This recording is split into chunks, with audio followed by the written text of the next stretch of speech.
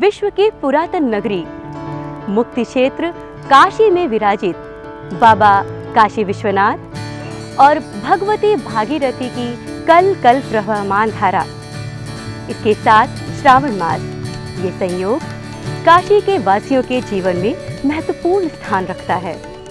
भारतीय सनातन संस्कृति की धर्म परंपरा के अनुसार सभी मासों को एक इष्ट के अधीन और उनके आराधना के लिए विद्वानों ने चयनित किया है। श्रावण मास शिव का मास माना गया है। इस मास में शिव की आराधना, अभिषेक और पूजन का विशेष महत्व है। ये वस्तुतः श्रावण का महीना आशुतोष सावधानी बाबा विश्वनाथ जी का परम पवित्र मास है और इस श्रावण मास में भगवान विश्वनाथ जी का दर्शन नित्य अभिषेक और पार्थिव शिवलिंग के पूजन का भी विधान है। काशी धरती में श्रावण मास के बहुत ही अधिक महत्व बढ़ जाता है, क्योंकि जब भूमि भी हो और देवता भी हो और मास भी हो। एक पौराणिक कथा के अनुसार जब समुद्र मंथन हो रहा था तो उसमें से 14 रत्न निकले थे। उसके साथ ही एक महाकोटि विष भी निकला था। उस विष से संसार के सभी प्राणी, सभी जीव जंतु बेचैन हो गए, व्याकुल हो गए। चारों ओर हाहाकार मच गया। इस महाकोटि विष को कौन ग्रहण करे, ये सबसे बड़ा प्रश्न था। बाबा भोलेनाथ ने पूरे संसार के कल्याण के लिए इस विष को अपने गले में धारण कर लिया।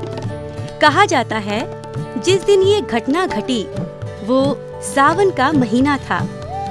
विष ग्रहण करने के पश्चात प्रभु को शीतलता प्रदान करने की आवश्यकता हुई तो बादलों ने वर्षा की और शिव भक्तों ने प्रभु पर जल चढ़ाया। तब से आज तक बाबा भोलेनाथ के लिंग पर जल चढ़ाने की परंपरा चली आ रही है और सावन में तो इसका महत्व और भी बढ़ जाता है। सावन में काशी की चर्चा होते ही अधिसंख्य लोगों के मन में बाबा काशी विश्वनाथ की छवि उभरती है और आस्थावान शिव भक्त सीधे काशी पहुंच जाते हैं। कोरोना काल के पहले काशी में सावन मास के प्रत्येक सोमवार को देश के विभिन्न प्रदेशों से लाखों की संख्या में कांवरिये आते थे और गंगा स्नान के बाद जल लेकर बाबा काशी विश्वनाथ को अर्पित करने के लिए घंटों लंबी कतारों में खड़े होकर अपनी बारी की प्रतीक्षा करते थे।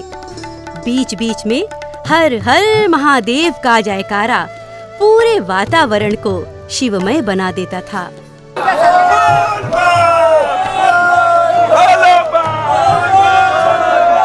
कोरोना काल में भी कुछ शिव भक्त प्रभु के प्रति आस्था प्रकट करने के लिए कोरोना के नियमों का पालन करते हुए मास्क लगाए कतारबद्ध खड़े होकर बाबा को जल चढ़ाने पहुंच रहे हैं।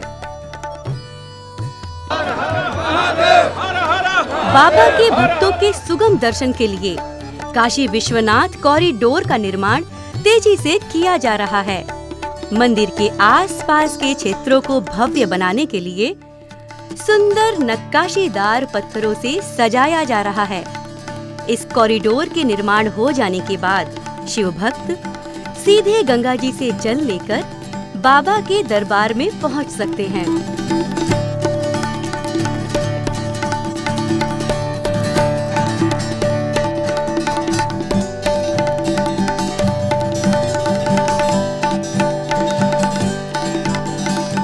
देश के 12 ज्योतिर्लिंगों में महत्वपूर्ण स्थान रखने वाले बाबा काशी विश्वनाथ की नगरी में कई ऐसे शिव मंदिर हैं जिनका अत्यंत महत्व है।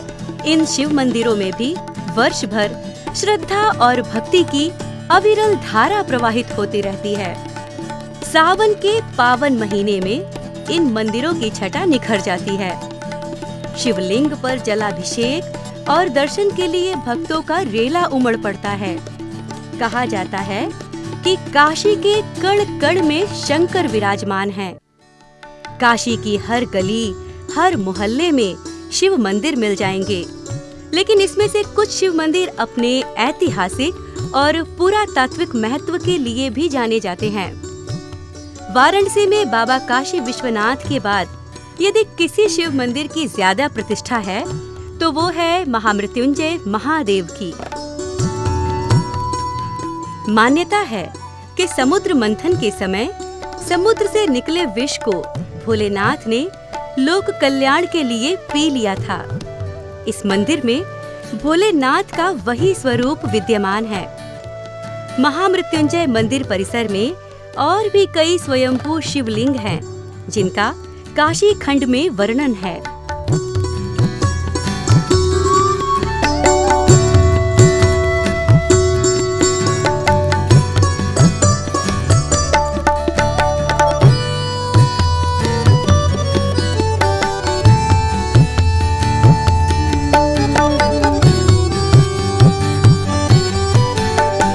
श्री जागेश्वर महादेव मंदिर में हजारों वर्ष पुराना शिवलिंग है। मान्यता है कि हर शिवरात्रि को इसका आकार एक जौ के बराबर बढ़ जाता है। काशी के प्राचीन धरोहर के रूप में विराजमान इस शिव मंदिर के बारे में स्कंद पुराण के काशी खंड में वर्णित है कि एक बार भगवान शिव काशी से मंदराचल चले गए तो उनके शिष्य जैगीषव्य मुनि ने कठिन तप और अपने हठ योग के बल पर महादेव को वापस बुलाया था। महादेव ने उनको दर्शन दिया और ये वरदान भी दिया कि ये शिवलिंग दुर्लभ होगा, जिसके दर्शन पूजन से मनुष्य की हर मनोकामना पूरी होगी। काशी में स्थापित 12 ज्योतिर्लिंगों के अलावा और भी कई शिव मंदिर हैं, जहां पूरे श्रावण शिव भक्तों का जमावड़ा लगा रहता है। श्रद्धा और आस्था का ये महीना सावन अत्यंत आनंद और प्रसन्नता को देने वाला होता है। चारों तरफ हरियाली, प्राकृतिक सौंदर्य निखरने लगता है। खेतों में पानी भर जाता है। उल्लासित किसान खेतों में धान की रोपाई करने लगते हैं। ऐसे वातावरण में जब मन प्रफुल्लित होता है तो गांवों में झूले पड़ जाते हैं। महिलाएं कजरी गीत गाने लगती हैं। बीरन भैया आइले आना भैया वा सावन वा में ना जइबे नदी। बीरन भैया आइले आना भैया वा सावन वा में ना जइबे नदी।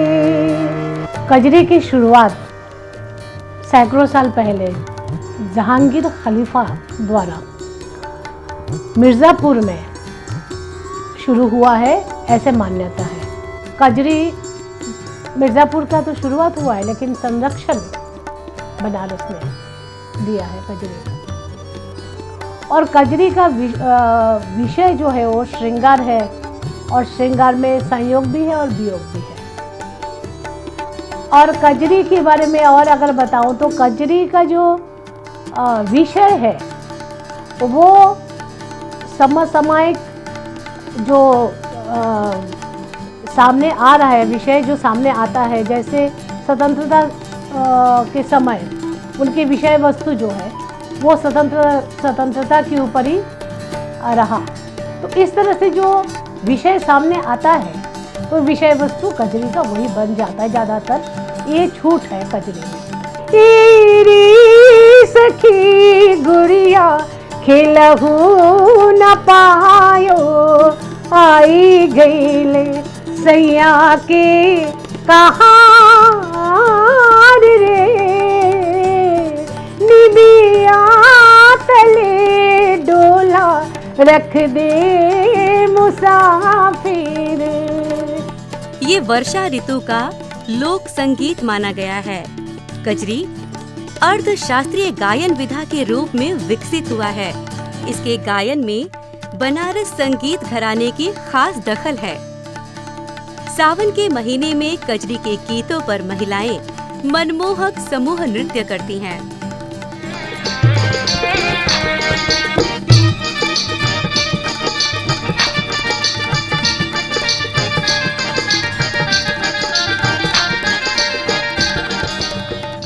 सावन शिव के भक्ति के साथ साथ प्राकृतिक सुंदरता को निहारने और उसके सौंदर्य से आनंदित होने का अवसर है।